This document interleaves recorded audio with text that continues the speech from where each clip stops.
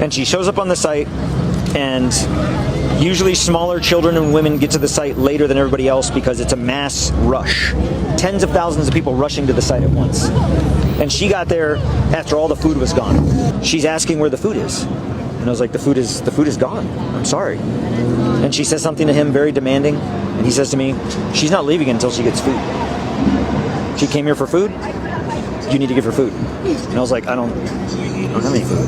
But what I had done was, prior to this, because in the previous days leading up to this, there was the food that's given to the Palestinians is just dry raw ingredients. Dried rice, dried lentils, dried pasta, no water.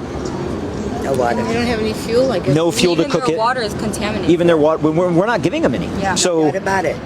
this young girl, this is a package of cookies. We bought, some of us put our own money together when we bought these big boxes. In these packages, there's individual packs of cookies. And I gave her one. Nice, good here.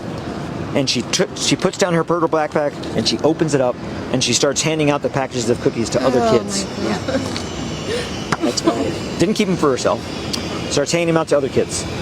And so I gave her another package for her, and she gave me the thumbs up.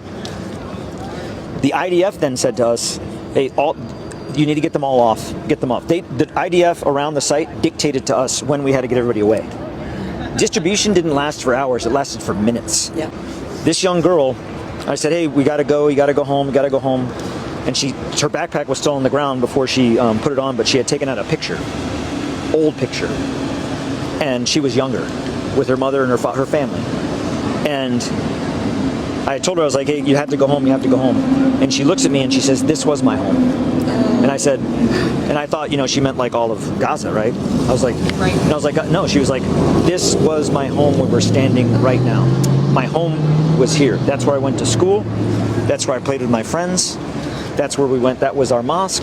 This is where I lived, and it's gone. And I was like, and the Palestinian man that was translating for it to me was like, yeah, her house, because the area that site number 2 is in that southern central Khan Yunis, southern Nasser area that comes south towards Rafah.